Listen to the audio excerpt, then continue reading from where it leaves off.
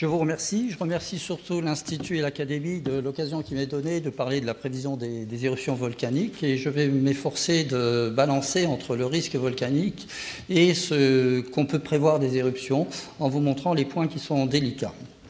Et le premier constat que je vais faire, c'est qu'en fait, 550 volcans de par le monde sont considérés comme dangereux. Donc c'est un nombre important, et 12% de la population mondiale, soit 850 millions de personnes, vivent dessus ou à proximité immédiate de ces volcans actifs. D'où la nécessité, en fait, de faire des études pour comprendre ces volcans, de comprendre leur dynamisme et de prévoir ces éruptions volcaniques. Je vais dérouler mon exposé suivant 5 points essentiels. Le risque volcanique avec leur coût et puis de vous décrire une future éruption qui, suivant son dynamisme, pourra être catastrophique ou non. Ensuite, le dynamisme et la genèse des signaux pré-éruptifs avec des dynamismes qui peuvent être variables, y compris sur un même volcan, puis une chronologie globale, disons, des signaux pré-éruptifs. Ensuite, je passerai à ce que peut apporter les satellites dans la couverture mondiale de ces observations, puis un suivi temporel des grands phénomènes.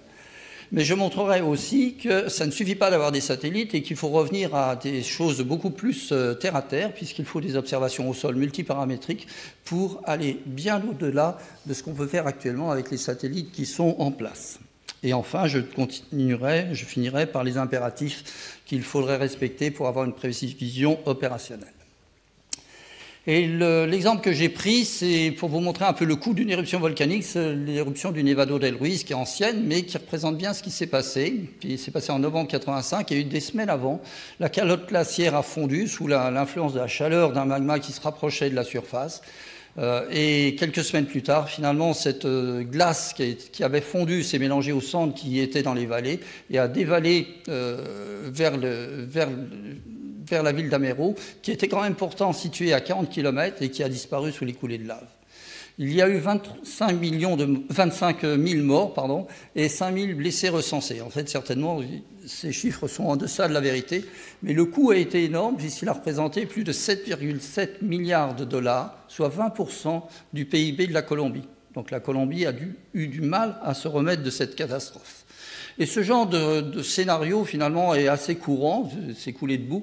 Elles accompagnent souvent les éruptions volcaniques. Et on a ce genre de phénomène qui est arrivé sur le Pinatubo, Montserrat ou le Merapi en 2010. Il y a de nombreux volcans où ça arrive encore. Maintenant, passons au futur. Et le premier point qu'il faut admettre et qu'il faut accepter, c'est qu'on ne peut pas éviter une éruption volcanique. Au mieux, on va pouvoir la prédire, la prévoir, pour en diminuer les risques. Et c'est le point essentiel. Mais on ne peut rien faire d'une éruption qui va venir. Et j'ai pris l'exemple de Naples. Pourquoi Naples? Parce que Naples est située dans une zone où finalement elle souffre de 2 risques volcaniques importants. À l'ouest, vous avez les champs félégréens.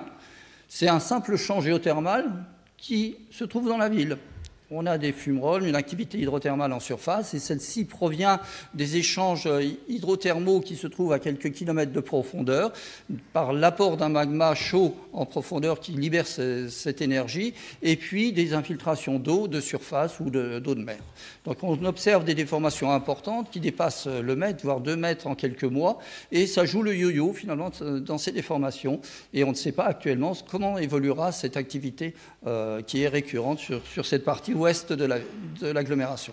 Et puis par ailleurs, évidemment, il y a le Vésuve qui domine la ville de ses 1281 mètres.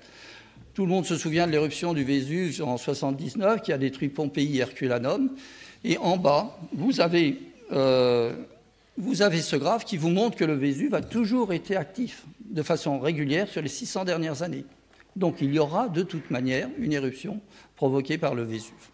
Et voici le risque que l'on rencontre sur l'agglomération de Naples, où il y a 4 400 000 habitants. Je veux parler aussi de 2 éruptions qui ont eu lieu dans le passé, qui ont été celles très catastrophiques, celle du Krakatau en Indonésie, avec ce qu'on appelle un indice d'explosivité de 6 sur une échelle de 8, et qui a libéré 20 km3 dans l'atmosphère, et celle du Santorin, qu'on connaît bien puisqu'elle a détruit la civilisation minoenne en 1630 avant notre ère, avec un indice cette fois d'explosivité de 7, et 100 millions de mètres cubes éjectés dans l'atmosphère. Alors qu'est-ce que ça représente? Parce que ce sont des chiffres qu'on dit comme ça, mais on ne se représente pas physiquement ce que ça veut dire. Eh bien simplement, on prend l'agglomération parisienne, voilà. On trace un cylindre qui va d'Orly à Roissy et on le remplit de 80 mètres de cendres. c'est l'éruption du Santorin. Et je dirais, pour le Krakatau, finalement, on ne le remplit que de 20 mètres. Maintenant, les dynamismes éruptifs. Il faut comprendre que ces dynamismes éruptifs peuvent évoluer dans le temps, y compris sur un même volcan. Et c'est assez surprenant, mais on prend par exemple cet exemple du Miyake-jima, où les dernières éruptions de 1940, 1962, 1983 étaient assez régulières et se propageaient le long de cette zone de fracture majeure du volcan. Donc on savait a priori que la prochaine, qui avait lieu dans les années 2000, allait se produire sur cette zone. Eh bien, manque de chance. On a eu affaire à la formation d'une caldeira qui s'est formée en moins de 4 minutes, c'est-à-dire un effondrement de la partie sommitale de 300 mètres de profondeur sur un diamètre d'1 kilomètre. Donc il faut comprendre un peu ce genre de choses et surtout être attentif à ces variations du dynamisme éruptif. Mais le deuxième point qui est aussi fondamental, c'est de connaître le temps de récurrence d'une mise en place d'une éruption. Et il faut savoir qu'un réveil peut le réveil d'un volcan peut durer des années, voire des siècles. Et une éruption peut être en fait l'aboutissement de longs processus d'augmentation de contraintes qui sont exercés dans un réservoir profond, simplement par cristallisation du magma. C'est-à-dire qu'il y a une différenciation entre le magma lui-même et les gaz qu'il surmonte, et que ces gaz vont se propager vers la surface, et libérant un flux thermique.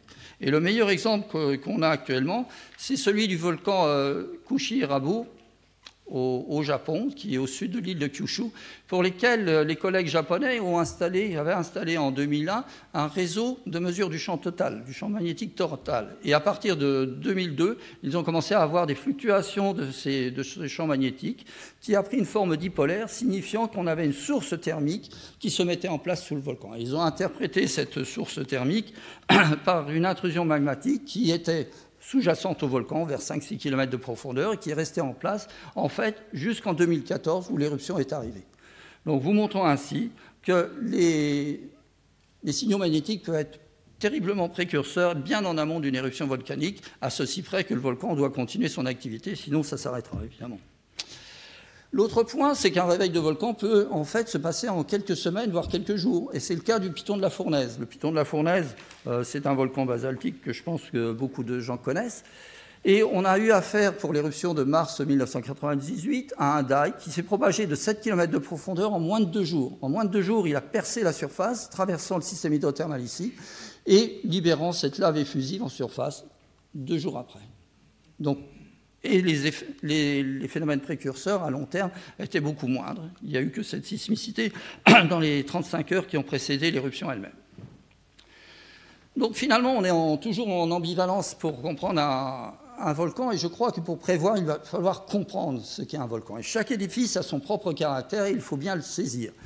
Et c'est pour ça que j'ai représenté sur la partie gauche un simple complexe magmatique, disons, où on a un réservoir magmatique à entre 6 et 10 km de profondeur, qui est lui-même surmonté d'un conduit qui est plus ou moins colmaté, minéralisé, mais d'où s'échappent quand même les volatiles, les fluides magmatiques qui vont remonter vers la surface. Et s'ils rencontrent des nappes aquifères dans une zone située entre 2 et 4 km, globalement, eh bien, ils réchauffent cette eau et il va y avoir une bouilloire.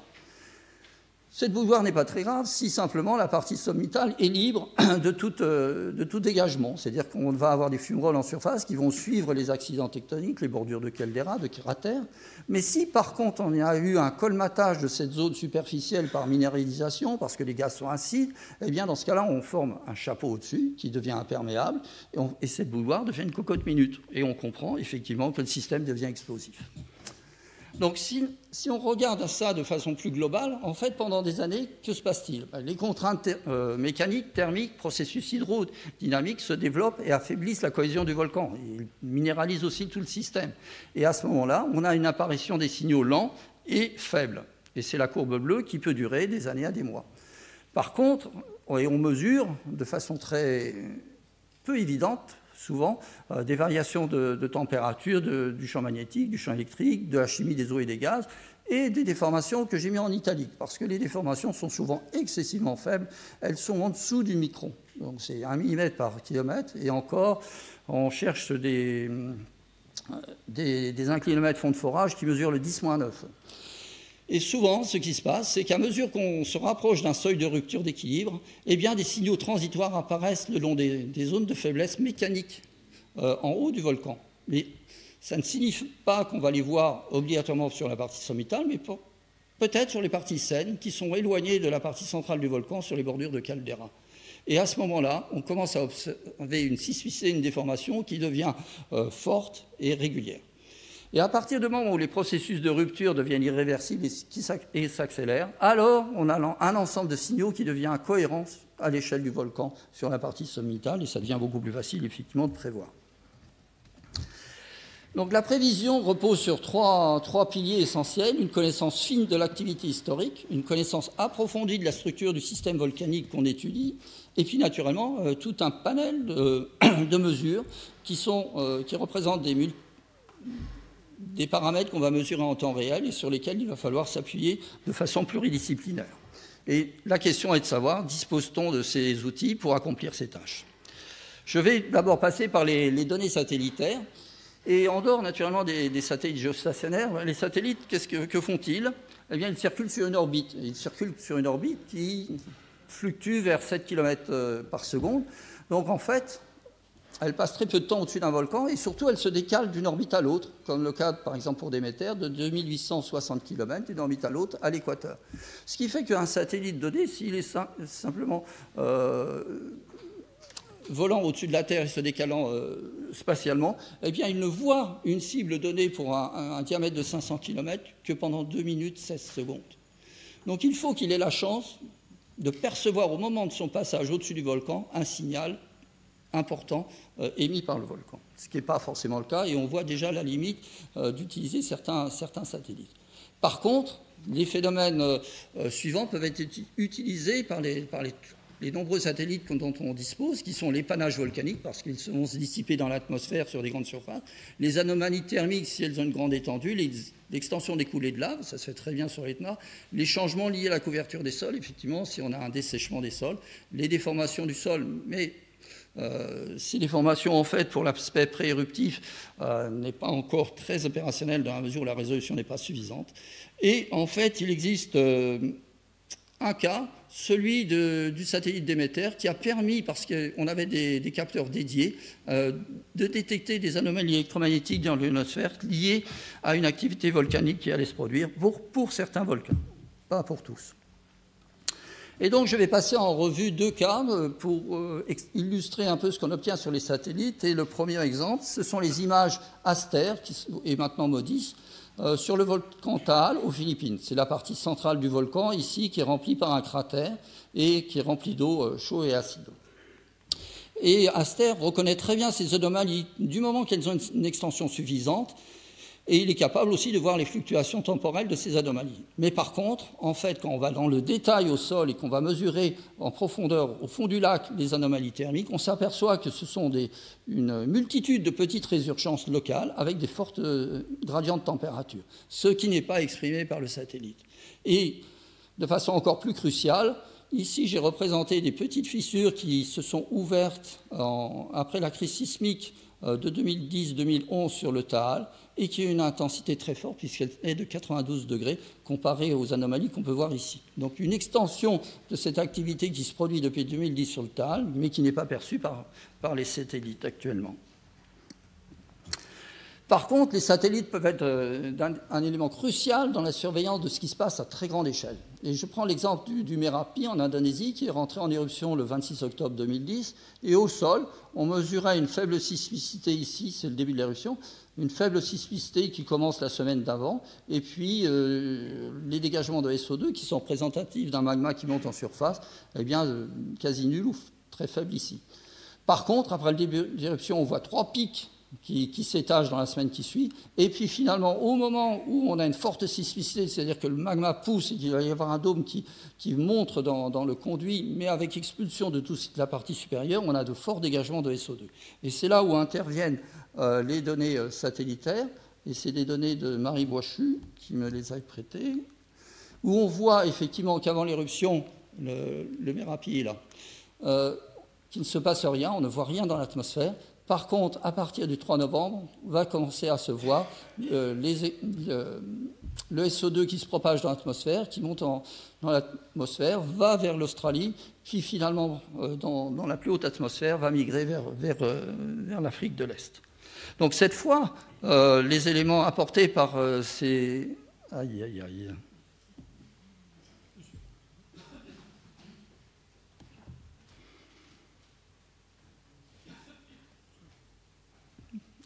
Bon, excusez-moi, moi, aller plus vite.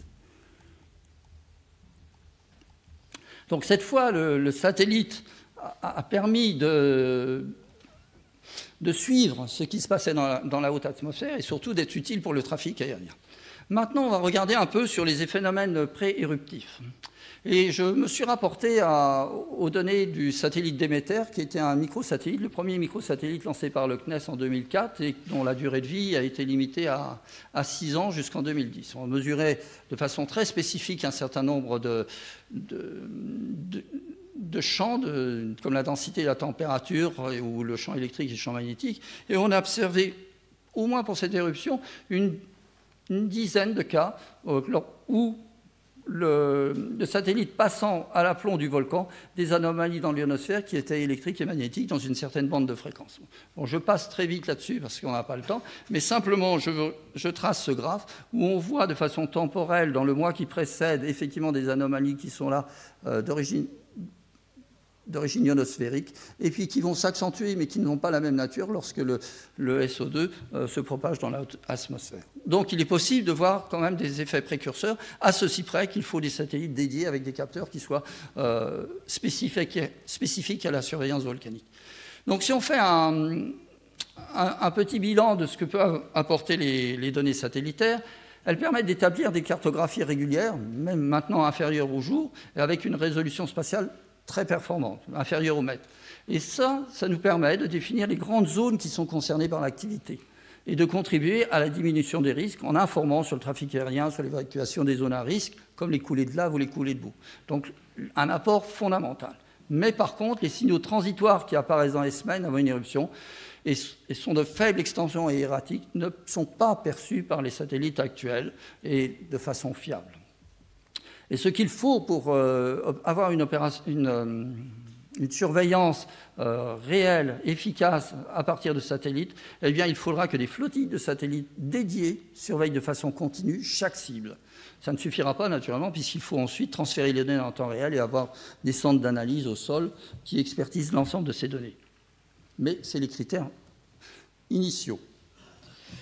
Maintenant, je voudrais revenir sur effectivement la complémentarité avec les données sol, qui sont toujours nécessaires en apport, en complémentarité avec les données satellitaires. Et je prends l'exemple du volcan Miyake, qui est donc situé à 200 km au sud de Tokyo, pour laquelle on avait ces éruptions en 40, 80, 62 et 83. Après l'éruption de 1983, il ne s'est rien passé sur l'île, c'est-à-dire pas de déformation, pas de sismicité. Quand je dis pas de déformation, c'est bien inférieur au micro-radian, c'est-à-dire 1 mm sur 1 km.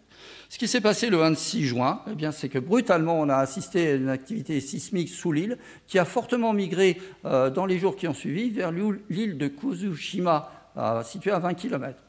Et puis, finalement, elle s'est concentrée ici. C'était des séismes tectoniques avec un daï qui se propageait comme ça. Et en fait, à partir du 4 juillet, s'est reformée une sismicité sous l'île qui a donné lieu à cet effondrement en surface. Alors, quels sont les paramètres qui ont pu être observés bien avant l'éruption? Eh bien, encore une fois, on a eu des variations du champ magnétique de forme dipolaire jusqu'à 3 ans avant le début de l'éruption, montrant qu'on avait une source de chaleur, c'est-à-dire un magma qui venait vers la surface et qui interférait avec le système hydrothermal, c'est-à-dire avec les fluides à quelques kilomètres de profondeur, 2 à 4, et pour lesquels on a observé des variations de la résistivité. Je n'ai pas présenté celle qu'on avait avant, mais elle commence 3 mois avant le début de l'éruption et elle s'accentue 10 jours avant le début de la crise sismique. Parallèlement, on a mesuré le champ tellurique naturel de la Terre et on a vu qu'on observait une grande baie en certaines stations, puis des pics transitoires qui devenaient de façon plus accusée à mesure qu'on se rapprochait de l'éruption. En plus, lorsqu'on étudie ce genre de signal, on a observé, en étudiant le bruit de fond de ce champ électrique, c'est qu'on avait une augmentation du bruit de fond du signal électrique qui a débuté au moins un mois avant le début de la crise sismique, et non seulement à Miyakejima, mais à l'île de Kozushima, où le daic s'est propagé en fin juin. Maintenant, ce qu'il faut voir, c'est que cette éruption qui a eu lieu sur Miyake était riche d'enseignements parce qu'on n'avait pas des données temps réel et qu'on n'avait pas prévu le scénario éruptif. Et le scénario éruptif est fondamental finalement dans la prévision sismique. C'est relativement facile ou pas trop difficile de voir des signaux anormaux qui se dégagent d'un bruit de fond, mais la signification de ces signaux est fondamentale et jusqu'ici, il n'y a pas assez d'études qui sont faites là-dessus. Et on s'est intéressé au volcan Taal, parce qu'on y travaille depuis un certain nombre d'années, et ce volcan Taal est un des plus actifs aux Philippines. Et quand on regarde l'activité historique, eh bien on constate qu'on a une activité qui se produit assez régulièrement, excepté qu'on a trois périodes de calme de 62 ans, 54 ans et actuellement de 40 ans. Donc qu'est-ce que ça signifie? Comment interpréter ça? Est-ce que ça a quelque chose à voir avec les scénarios éruptifs? Et ce qu'on peut constater, c'est que l'éruption de 1911 a débuté à l'intérieur du cratère de l'île, celle de 65 aussi, mais celle de 77, qui n'a pas été prévue comme les autres, s'est produite sur le flanc sud-ouest. Et pourquoi? Et donc la question majeure, c'est de comprendre pourquoi une éruption peut arriver hors du cratère, et est-ce qu'on peut imaginer qu'on en aura une autre plus tard, et est-on capable de la prévoir? Et c'est ce point-là que je voudrais souligner dans la fin de cet exposé, en coupant beaucoup de parties et en vous rappelant qu'effectivement, on a vu depuis 2010 une activité de surface apparaître sur de petites fissures sur la partie éloignée du centre du volcan, et que finalement, ce qu'on peut dire, c'est que pendant les grandes périodes d'activité de 1572 à 1645, 1749, 1911, l'ensemble des éruptions a eu lieu à partir du cratère avec un centre volcanique, un centre émissif qui était situé ici. Ça veut bien dire que la source magmatique est restée stable pendant 600 ans et qu'elle n'a pas évolué sur les parties extérieures comme sous le mont Tabarot à l'aplomb. Donc par conséquent, ce qu'on peut imaginer, c'est que toutes ces fissures qui sont autour du volcan, elles émanent de la même source d'émissivité des éruptions. Et quand on trace des lignes tout simplement orthogonales par rapport aux fissures majeures, on retrouve exactement ce centre éruptif à l'intérieur du cratère. Ça veut bien dire qu'il est stable au cours des siècles. Alors si on va maintenant au-delà, eh bien, on peut regarder l'activité historique.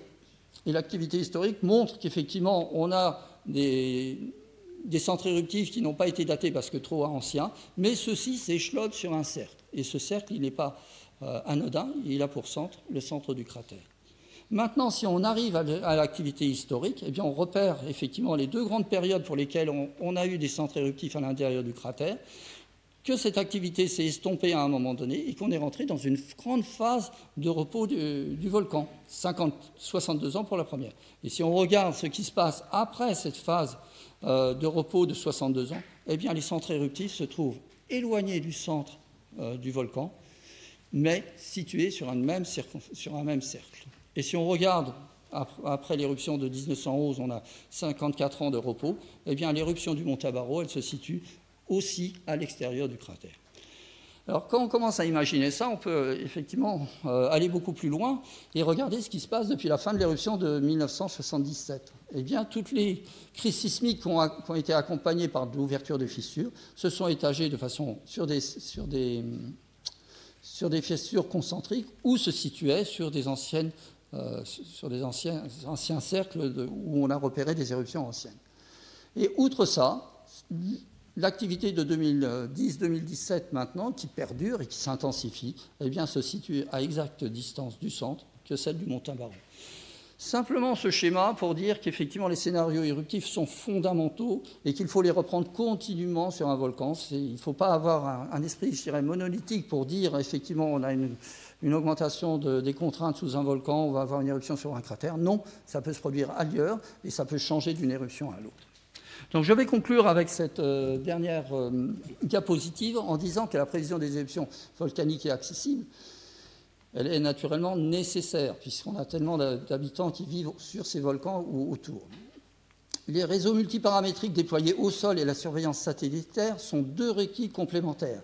La surveillance au sol permet d'étudier les processus lents de faible amplitude, de détecter les signaux de faible extension spatiale, ce qu'on ne peut pas faire actuellement par des satellites qui sont en ce moment opérationnels, et on a une détection plus assurée des signaux transitoires. Par contre, la surveillance satellitaire va nous permettre d'avoir une idée globale de ce qui se passe dans l'atmosphère et surtout d'avoir une information alors que les stations au sol sont devenues inopérantes.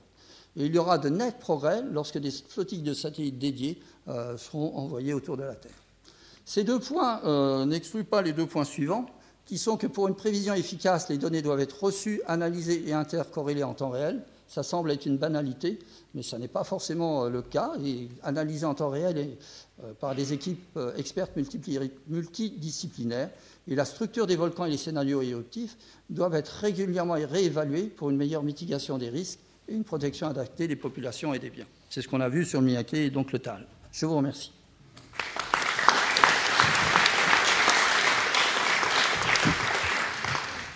Bien, on peut passer à plusieurs questions. Oui, Pierre Sénaï.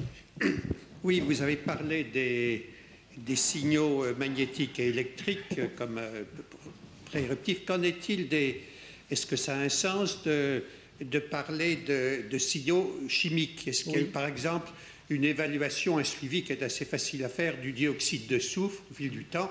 Est-ce que des variations peuvent être intéressantes sous l'angle de la prévision? Oui, naturellement. La géochimie va apporter des informations assez... Parlez dans le micro. Oui, pardon. La géochimie va être fondamentale. À ceci près que sur les phénomènes transitoires qui ont lieu bien longtemps avant, la géochimie ne donne pas forcément cette information. On l'a vu, nous, sur le Taal, où on a des signaux électriques ou magnétiques transitoires qui apparaissent bien avant le SO2 ou le CO2 qui se propage. Parce qu'on a souvent des colmatages à la partie superficielle et ça ne transperce pas. Par contre, sur des systèmes ouverts, l'ETNA, oui.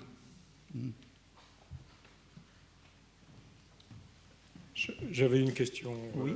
Est-ce qu'actuellement, on essaye de faire à la fois du calcul et de l'assimilation de données? Est-ce qu'on est capable maintenant de modéliser et d'utiliser le calcul à grande échelle pour essayer d'estimer ce qui se passe? Ou est-ce que c'est encore trop tôt pour le faire? À grande échelle, pour un volcan donné, disons, oui. On peut le faire sur la partie magnétique, électrique, gravimétrique. Sur les déformations, oui, mais elles n'apparaissent que très tardivement parce que la résolution qui est nécessaire pour voir ces signaux précurseurs à long terme, c'est quand même inférieur au microradian. Ce qu'on voit sur INSAR, évidemment, c'est des franges qu'on rêve d'obtenir dans d'autres données, mais ça se passe après. D'autres questions? Oui, là-bas. Donc un micro pour là-bas. Présentez-vous. Bonjour, donc je suis ingénieur diplômé de l'École nationale des sciences géographiques, ENSG géomatique. Je viens sur mon temps personnel, donc je ne vais pas me présenter plus. Donc, Monsieur Zlotnicki, dans votre plaquette, vous mettez l'accent sur les réseaux au sol. Donc, à un moment donné, il faut faire le lien entre l'observation distante et l'observation au sol. Et puis, à côté de ça, est-ce qu'il y a des projets de dirigeables stationnaires qu'on pourrait placer à une altitude intermédiaire entre le sol et le satellite? Oui. Merci. Oui, je vous remercie de cette question. Effectivement, l'objectif, c'est de corréler ce qu'on voit à partir de satellites avec des données sol. Et encore une fois, il faut voir que les satellites dont on a disposé jusqu'ici ne passent au-dessus des cibles que quelques petites minutes par orbite au mieux. Les données sol sont continues. Et les données sol, c'est beaucoup plus difficile de les maintenir en fonctionnement. Cependant, sur le satellite Déméter, on a cet exemple du Merapi qui est assez probant, où on a une corrélation entre ce qu'on a vu dans l'atmosphère, les mesures sol et l'ionosphère. Mais c'est des choses qu'il faudra développer avec des flottilles de satellites. C'est à ce moment-là qu'on pourra vraiment développer cette affaire-là. Le deuxième volet sur les dirigeables stationnaires, j'imagine mal au-dessus d'un volcan, qui est chaud, qui est perturbé, qui est venté. Par contre, on en parlait à midi, je pense qu'envoyer des drones qui maintenant ont une parfaite résolution de quelques petits centimètres pour la reconnaissance de failles, pour l'évolution de failles, pour des zones anormalement chaudes, oui, on peut le faire et simplement réitérer ces mesures toutes les semaines, tous les 15 jours, et on verra ces évolutions parce que souvent, le plus souvent, un volcan ne va pas rentrer en éruption du jour au lendemain. Enfin, on espère. Une question là-bas. Oui. Monsieur. Édouard Bassino, ingénieur retraité.